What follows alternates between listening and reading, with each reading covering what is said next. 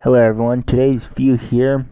This is the first video in a series to design and build an experimental airplane called the Cattleman. This aircraft will be a turbine powered airplane, and we will in this video start the design of that engine. In future videos we will be designing the airfoil, the tailplane, the vertical stabilizer, and the rest of the fuselage. Hope you can stick around with me as we build this, because it'll be interesting. So we are going to be designing the engine for the Cattleman's airplane. This is a home-built experimental aircraft that I have took to wanting to design for a project. This engine will be based off the Pratt & Whitney PT6 Alpha engine, meaning it is a reverse axial flow free turbine engine. That's a lot of technical jargon for something that's more simplistic than it seems, and it should be. So, first axial flow. Pratt & Whitney PT6A, or Alpha, is a reverse axial flow engine. This means that air comes in the front of the aircraft, is ducted to the rear of the engine, and is ducted to the front of the engine, just as shown in this diagram.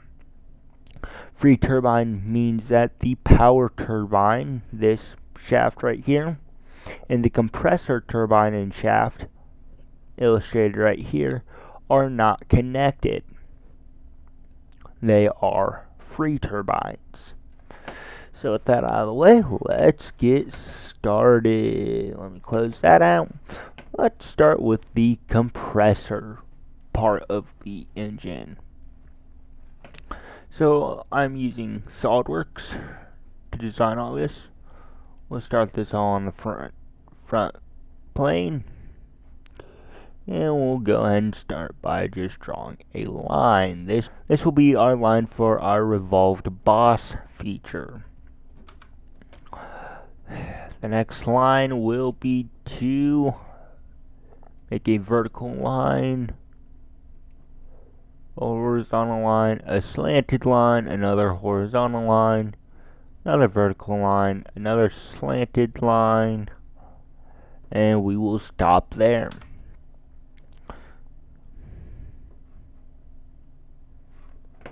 I do have SolidWorks opened up in a separate tab.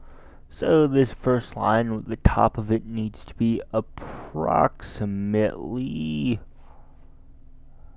this will be 9.1 inches from the central axis. This next line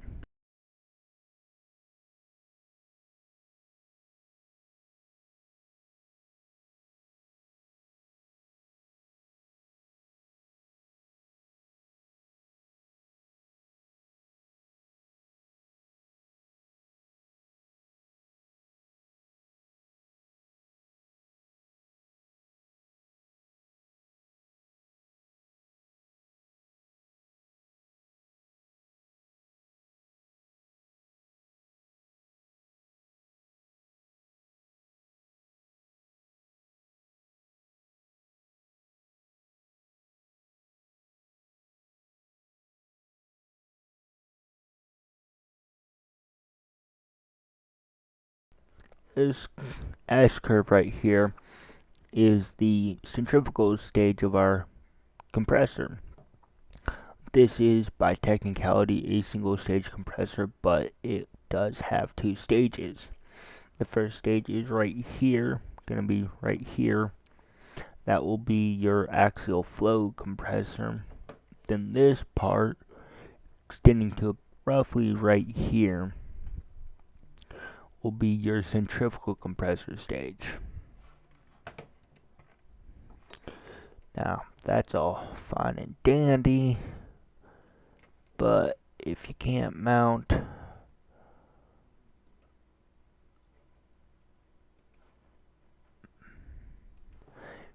you can't mount the intake cap, your intake spot, there's no point really. So that will have an overall of 10.1 inches radius, and that will be half an inch.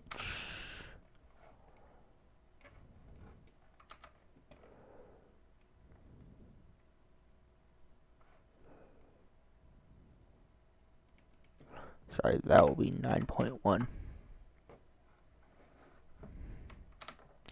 So, now we will grab that tool, or that line, hit Revolved Boss, and select that. I'm going to turn Thin Feature off because it's kind of annoying and useless for me. So, there we have it, the compressor stage. Now I could totally make that look a lot better, and I would, but that will honestly have a skin over it. That will make it unnecessary. We're not done though. We're gonna get to this face. We're gonna hit sketch. And I'm going to finish my sketch here.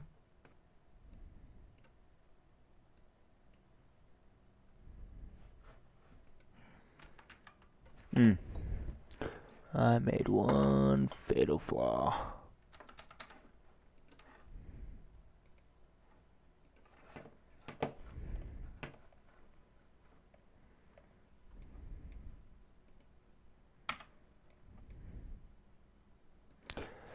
So that's all fine and dandy until you forget that this part will be different. We don't need that. So now that we've added that, we'll turn that off. There we go. We have part of our compressor section. Now, the fun part. Going back into this. Whoops. Scale entity, about the origin. Sweet. So now that is 45% the dimension of what it would be. Go and edit. Go and delete that because I don't need that.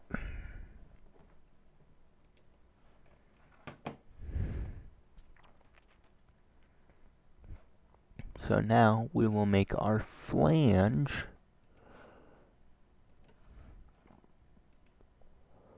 for the air intake. So we're now going to be making the flange holes. So first we're going to start with our main circle of where we want everything to be. We'll set that at 0.23 inches. That's roughly 45% of where it needs to be. Remember, we are working on 45% scale. We'll take tangent point up here, expand that out randomly, go select our smart dimension and 0.23 inches. We can go and delete this big circle. Now we have one hole. I want 32. So we'll draw select that, click circular pattern, and we'll type in 32. These will then be tapped. Actually, yes.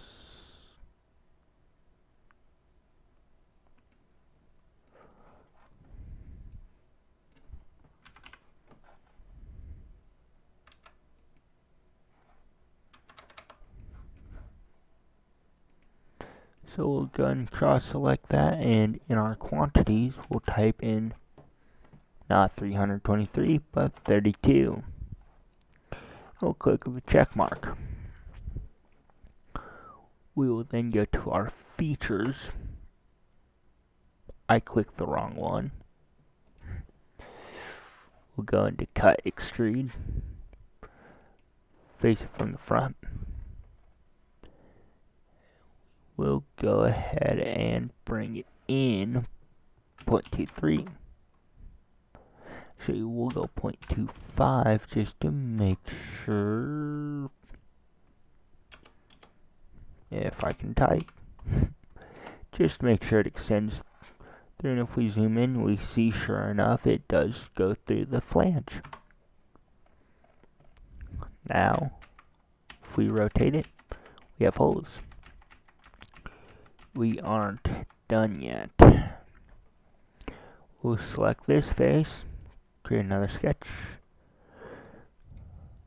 create one coming out to here, and we'll create another one bigger.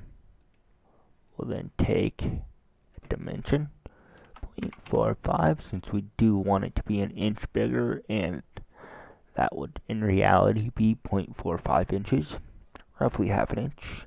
We'll click enter or escape. Then we'll come over here, make that circle. This is for our holes. We'll make it not there. I should get rid of that. We'll smart dimension it to the outer hole, 0.23. It is close enough. We'll take our hole, make another one, and repeat the process. If I don't click the wrong button. 0.23. Again, it takes a little bit of practice. We'll select that circle, circular pattern, and 32 of them. Magic number is 32. As you can see, we now have the same flange pattern, only bigger. We'll now come over here to extrude boss, and we'll flip it to the other side. These are to be ½ inch thick, so 0.225 will be half of 0.45. We'll click select, and now as you can see, we now have everything for this part of it. We are only missing our stator blade holes. I would go ahead and add our stators, but since I don't have the drawing for that at the moment, we'll go ahead and control save. And you can't see it on my screen, but I am, yes, doing a new folder for this, because I did not set this up earlier. Okay. So this screen that popped up for me, I did reset some of these upper tabs up here. They are not important. And we'll call this experimental compressor case. That is now a SolidWorks part.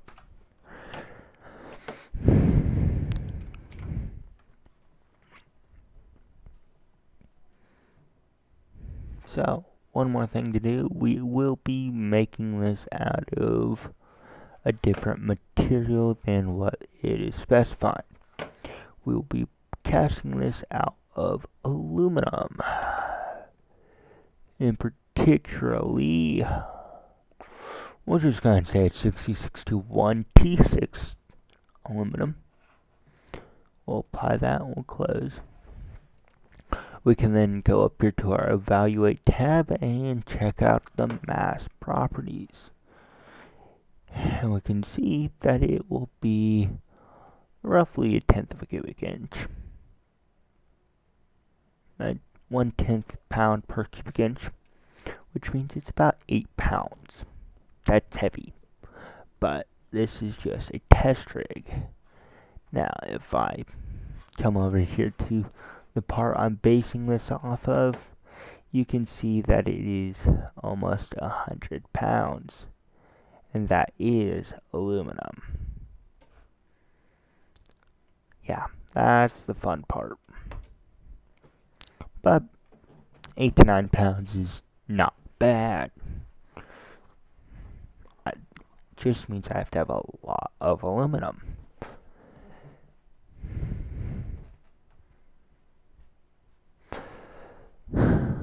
The next part we will be going to save that. We can go and close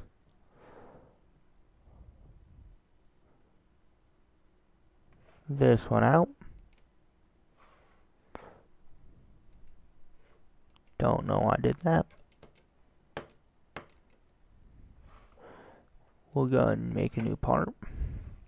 And we'll flash it over to this side. Again, we'll go over here and edit our material to be 6061T6 aluminum. Whenever I actually make this engine for my actual aircraft, I will be machining it out of 6061T6 aluminum. That will be fun. Okay, let's get into this part. That works for me. So, when you have one line here, and we'll just make a big old box. Alright, let's get drawn. So we need our rotational axis here. We'll have, are you going to make a rectangle? Yes, I know there's a rectangle tool, but I really don't want to use it. We'll make this 3 inches. The reason I don't want to use it is because of this reason. Going to trim that. And we'll bring that over to be 9.1.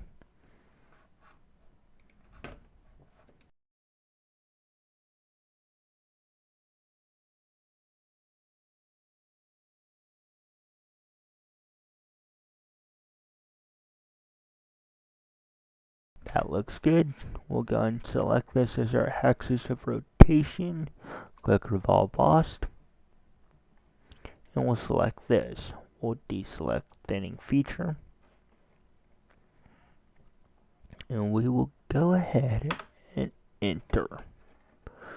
So we will now take our chance with this side. We'll go and create a sketch here. And we'll make 2 circles.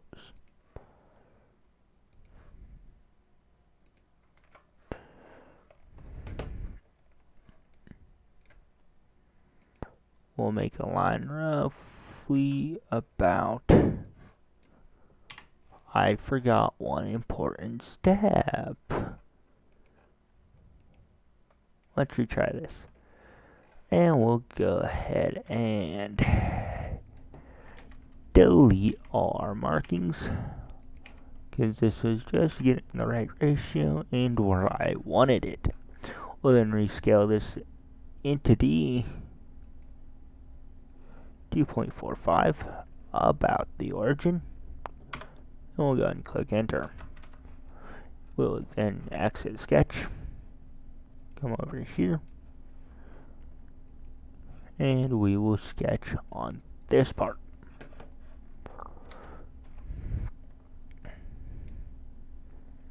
We are going to, let me go ahead and open up my other files.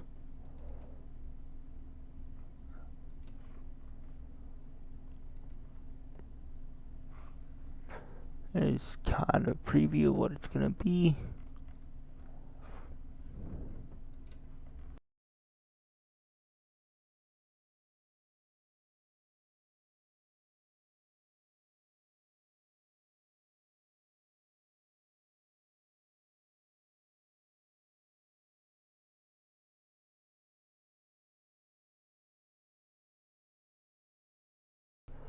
Okay, so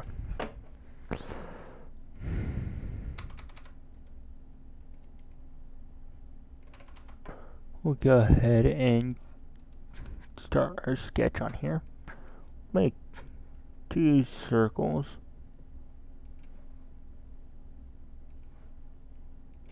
Right there. Take our line tool. Make a line, escape.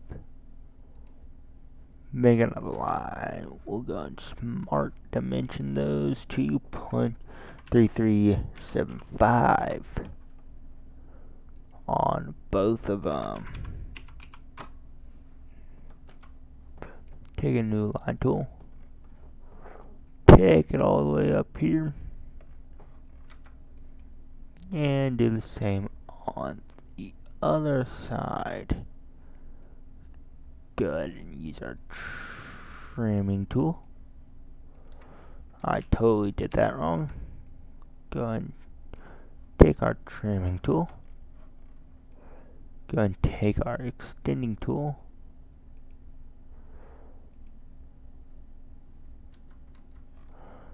I believe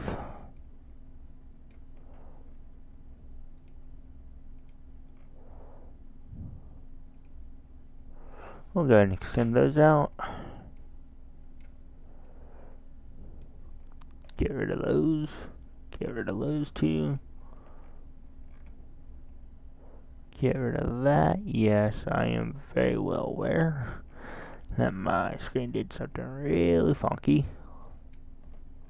And we'll go ahead and escape from that. We'll now do a cut all the way through. We will just go ahead and do that because I really don't feel like trying to guesstimate the exact.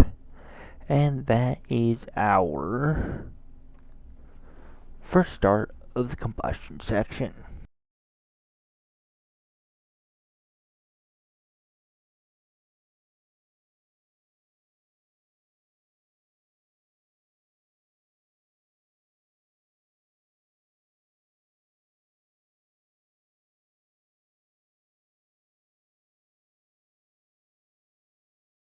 Erasers for that one.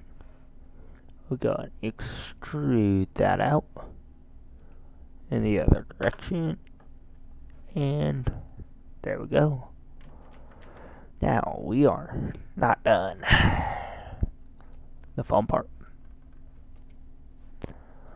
So we do need an oil port. We will do this on the top plane. We'll go ahead and make a line with the origin as long as the piece. Take a center hole and we will make it a 1/4 inch at 45%. Really small hole. This is an oil port. This will be tapped 1/8 inch for an 1/8 inch or a size 10.